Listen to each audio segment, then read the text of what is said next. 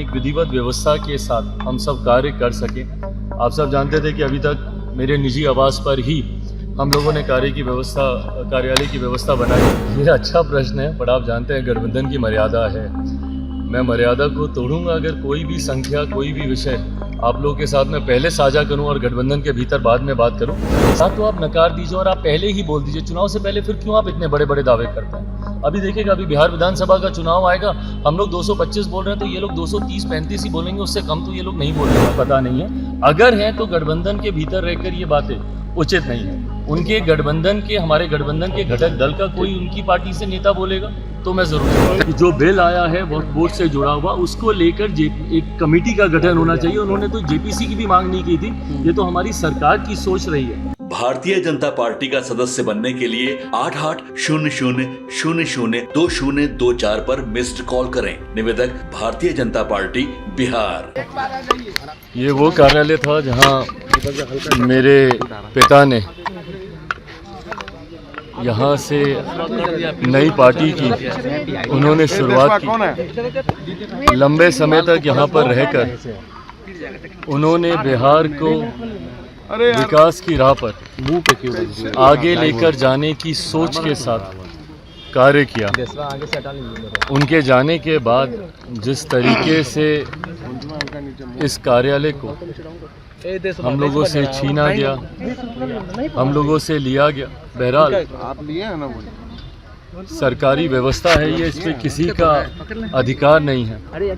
पर ऐसे में आज मुझे खुशी इस बात की है कि जहाँ पे कभी मेरे पिता बैठकर कार्य करते थे, आज पुनः वहीं पर बैठकर उन्हीं के सोच, उन्हीं के विचारों को आगे लेकर जाने का सौभाग्य मुझे, मेरे पार्टी के हर एक नेता, हर एक कार्यकर्ता को प्राप्त हुआ है। मैं मानता हूं कि उनके जितने अधूरे सपने हैं, इस कार्यालय में रहकर उनके हर एक सपने को पूरा करने के लक्ष्य के साथ हमारी पार्टी का हर एक नेता, हर एक कार्यकर्ता काम करने का प्रयास करेगा। आने वाले समय में विधानसभा का चुनाव भी है, तो उसको लेकर भी क्या कैसे तैयारी है? देखिए, बिल्कुल, और विधानसभा के चुनाव के मद्देनज़र ही हम लोगों को ज़रूरत थी एक व्यवस्था की। पार्टी के 5 सांसद हैं, झारखंड में भी पार्टी को जीत हासिल हुई, वहाँ पर भी एक सीट पर हम लोग चुनाव लड़ रहे थे। 100% स्ट्राइक रेट हम लोग का झारखंड में भी रहा है।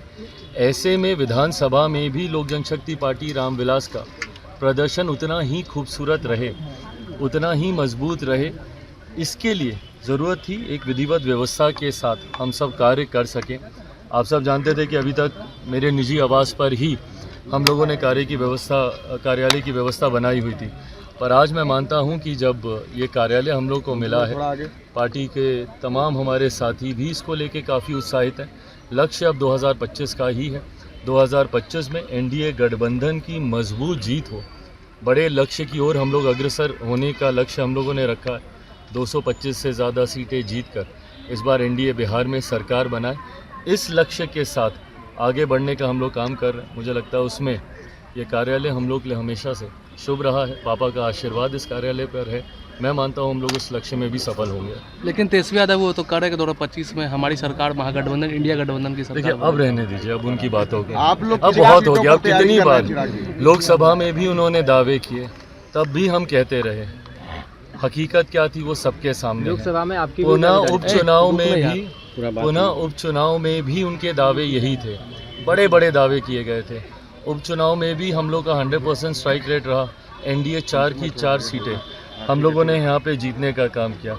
तो ऐसे में अब उनके दावों का मुझे नहीं लगता, जो बार बार अपने दावों पे फेल हो रहे हो, अब उसका कोई मतलब नहीं। 2025 के चुनाव में कितने सीटों पर आप लोग का दावा रहेगा विधानसभा चुनाव में? ये अच्छा प्रश्न है, पर आप जानते हैं गठबंधन की मर्यादा है।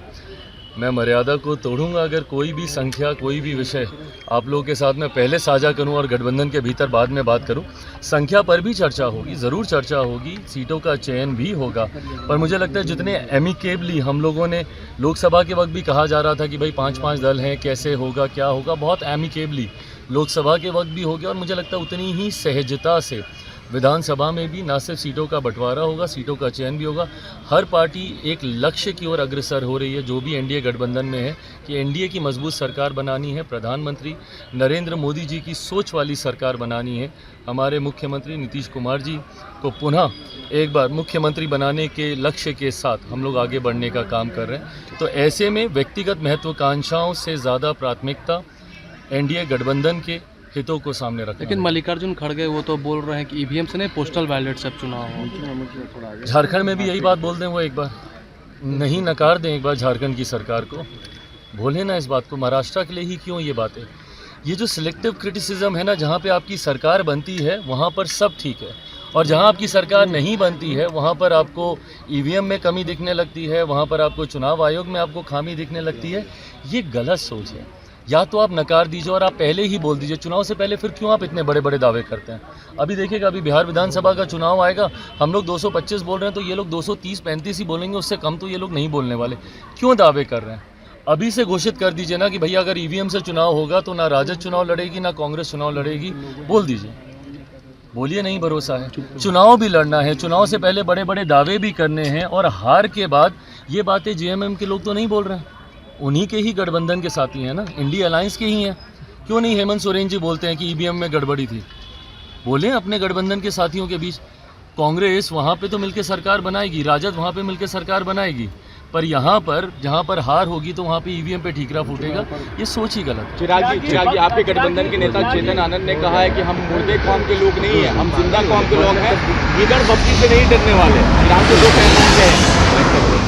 आपने इस प्रश्न की शुरुआत जिस वाक्य से की, मैं बस उस वाक्य को स्पष्ट करना चाहता हूँ। वो गठबंधन के नेता हैं हमारे, क्योंकि मुझे नहीं पता, मैं सिर्फ जानना चाहता हूँ कि राजद से चुनाव लड़े थे तो क्या वो विधिवत तरीके से गठबंधन के साथी हैं, नहीं हैं, ये मुझे अभी तक पता नहीं है। अगर हैं तो गठबंधन के भीतर रहकर ये बातें उचित नहीं है। उनके गठबंधन के, हमारे गठबंधन के घटक दल का कोई उनकी पार्टी से नेता बोलेगा तो मैं जरूर जवाब। विधानसभा में विपक्ष बार बार ये कह रहा है कि इस पर नीतीश कुमार अपना रुख साफ करे, और बिल जो आया है उस पर जो है ये जेपीसी का गठन हुआ, विपक्ष के लोगों की मांग थी कि जो बिल आया है वक्फ बोर्ड से जुड़ा हुआ, उसको लेकर एक कमेटी का गठन होना चाहिए। उन्होंने तो जेपीसी की भी मांग नहीं की थी, ये तो हमारी सरकार की सोच रही है। उनका तो कहना था कि इसको किसी भी कमेटी में, स्टैंडिंग कमेटी कहीं भी भेज दिया जाए, जेपीसी का इसके लिए गठन किया गया, और उसमें हर दल के नेता उस कमेटी में मौजूद हैं।